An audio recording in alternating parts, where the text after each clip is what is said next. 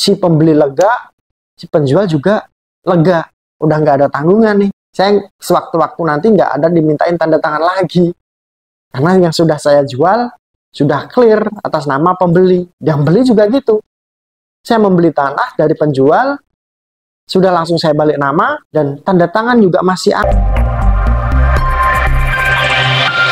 Selamat datang di channel Danang Surveyor. Assalamualaikum warahmatullahi wabarakatuh. Kembali lagi bersama saya di channel Danang Surveyor. Channel ini berisi tentang edukasi dan informasi. Semoga informasi yang saya berikan dapat bermanfaat bagi semua sobat Danang Surveyor dimanapun Anda berada. Di video kali ini, di kesempatan kali ini, saya akan membahas tentang persyaratan balik nama jual beli. Balik nama itu ada macam-macam. Ada balik nama waris, balik nama hibah, nama jual beli, dan lain sebagainya. Yang saya mau bahas hari ini adalah persyaratan balik nama jual beli. Jadi gini, ketika Sobat Danang Surveyor dimanapun Anda berada membeli tanah yang sudah bersertifikat, segeralah didaftarkan balik nama jual belinya.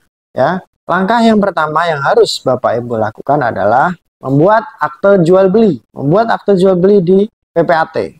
Ya, syaratnya gimana? Cara-caranya membuat akte jual beli gimana? Sudah saya jelaskan di video saya sebelumnya.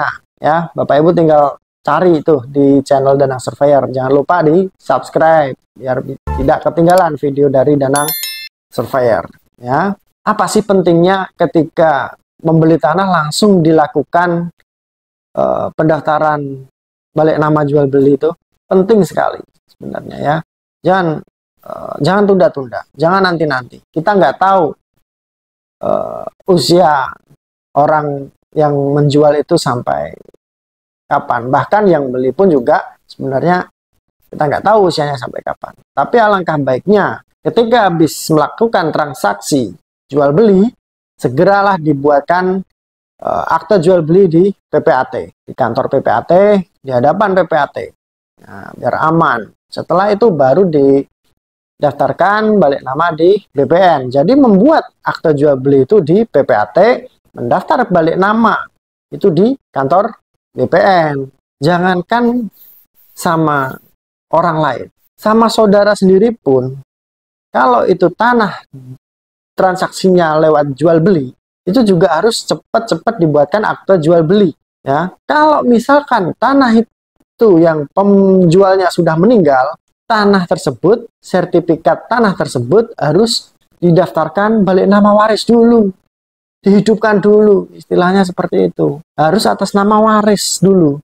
Misalkan anaknya ada 3, sertifikat itu yang meninggal itu harus diturun waris dulu. Nah, repot kan nanti? Bukan repot sebenarnya, tapi nambah biayanya. Harus biaya balik nama 2 kali, balik nama waris dan balik nama jual beli.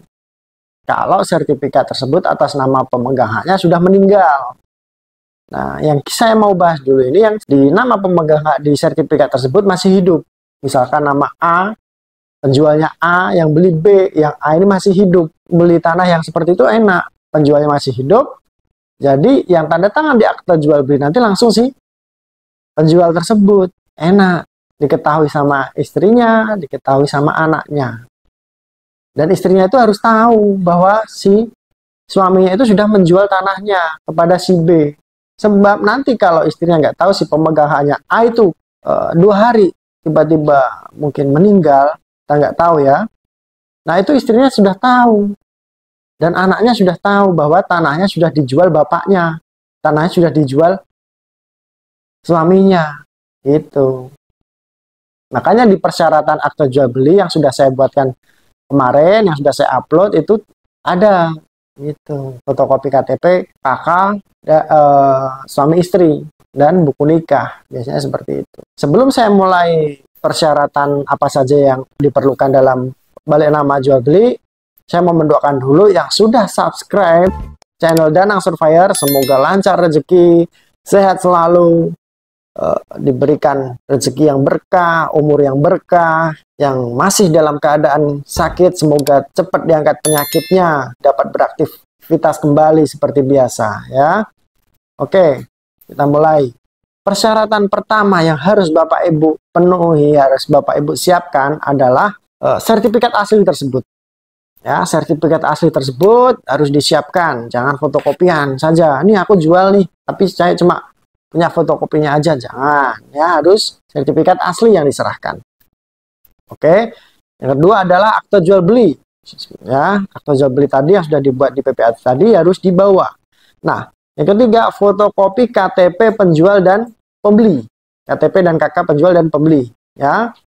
Nah, surat kuasa apabila yang mendaftar ke BPN tersebut adalah pakai kuasa. Kalau nggak pakai kuasa, si pembelinya sendiri yang nggak usah pakai surat kuasa. Ya, bermaterai surat kuasa tersebut. Ya, dan fotokopi KTP penerima kuasa kalau dikuasakan. Ya. Kemudian fotokopi akte pendirian dan pengesahan badan hukum yang telah dicocokkan dengan aslinya oleh petugas loket. Apabila sertifikat tersebut atas nama badan hukum. Kalau enggak ya, enggak usah. Ya. Terus izin pemindahan hak apabila di dalam sertifikat atau keputusannya tersebut dicantumkan tanda yang menyatakan bahwa hak tersebut hanya boleh dipindah tangankan jika diperoleh izin dari instansi yang berwenang. Ya. Terus kemudian fotokopi SPPT BBB tahun berjalan. Misalkan Bapak Ibu beli tanah tersebut di tahun 2022, mau balik nama di tahun 2022 atau 2023, ya kan? Berarti SPPT tersebut harus SPPT PBB tahun 2023. Ya. Penyerahan bukti SSB BPHTB dan bukti bayar uang pemasukan. BPHTB adalah pungutan dari perolehan hak atas tanah dan bangunan. Rumus BPHTB itu 5% kali nilai jual tanah dikurangi nilai perolehan objek pajak tidak kena pajak atau NPOP TKP. Contoh, luas tanah kosong tanpa ada bangunan di atasnya 150 meter persegi. Harga per meter atau harga pasar 500.000. Total harga transaksi atau harga pasar jadinya 150 kali 500.000 ketemunya 75 juta. Misalkan NPOP TKP daerah Anda adalah 60 juta, jadi BPHTB yang harus dibayar adalah 5% dikali 75 juta dikurangi 60 juta ketemunya 750.000. Itu BPHTB yang harus dibayar di Dispenda. Nanti yang validasi Dispenda ya teman-teman. Nah, ada lagi yaitu PPH. Nah, PPH itu pajak penghasilan. Rumus PPH yaitu 2,5% kali harga transaksi atau harga pasar. Biasanya diambil yang tertinggi ya. Dispenda itu seperti itu biasanya ya. Contoh, harga transaksi atau harga pasar tadi ketemunya 75 juta. Nah, PPH yang harus dibayar 2,5% kali 75 juta ketemunya 1.875.000 rupiah. Nah, ini semua ini dibayar sebelum akte jual beli itu ditandatangani PPAT ya. Terus lanjut.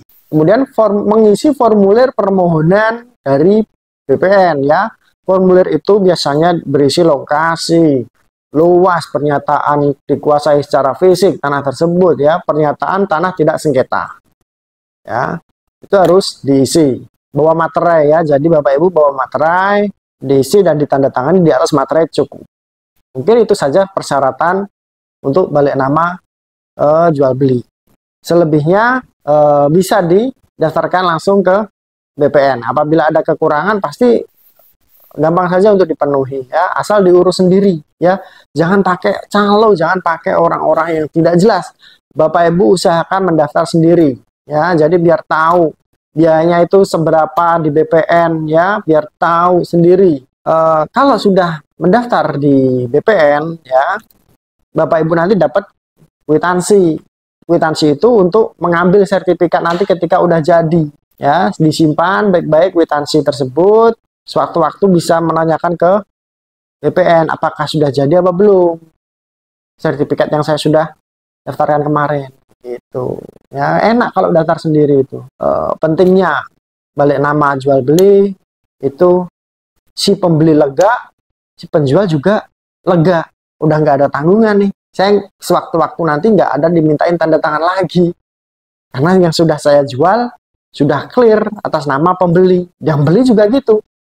Saya membeli tanah dari penjual, sudah langsung saya balik nama, dan tanda tangan juga masih anget. Gitu loh. Maksudnya masih anget itu masih semua ingatan penjual itu masih fresh gitu loh. Nanti tanahnya udah dijual pura-pura lupa kalau kelamaan 3 tahun, 4 tahun berikutnya baru minta tanda tangan lagi, ya kan? Nah, gitu loh ya. Kalau misalkan beli tahun 2023, segera balik nama di tahun 2023. Jangan beli tahun 2023, balik namanya di tahun 2030. Buru lupa nanti, minta tanda tangan nanti repot, bisa repot gitu loh. Pengalaman di lapangan begitu. Beli tanah di tahun 2011, dibalik nama tahun 2020, si penjualnya ini, si bapaknya sudah meninggal. Anak-anaknya ketika dimintai tanda tangan, repot, mempersulit. Nah, itu kan repot, ya kan? Menghindari hal semacam itu, ya kan? Makanya habis beli tanah harus segera dibalik nama. Ya, padahal anak-anak tersebut itu sudah tahu tanahnya udah dijual bapaknya, tapi aku mau tanda tangan kalau aku dikasih uang 100.000 misalkan, ya kan repot kalau seperti itu modelan anak-anaknya atau ahli warisnya. Makanya ya, ketika udah beli tanah segera dilakukan balik nama. Nggak semua orang itu jahat, nggak semua orang itu ruwet, nggak. Kita hanya jaga-jaga kalau misalkan si ahli waris dari penjual tersebut ada yang rumit, ya begitu. Enak pokoknya kalau segera dibalik nama itu enak, lega rasanya ya. Oke, sampai di sini informasi dari saya. Semoga informasi yang saya berikan bermanfaat bagi semua Bapak Ibu dimanapun Anda berada. Saya ingatkan sekali lagi, daftar dan urus sendiri sertifikat Anda. Ya, saya Danang Surveyor. Kurang lebihnya mohon maaf apabila ada salah-salah kata dari saya. Wassalamualaikum warahmatullahi wabarakatuh.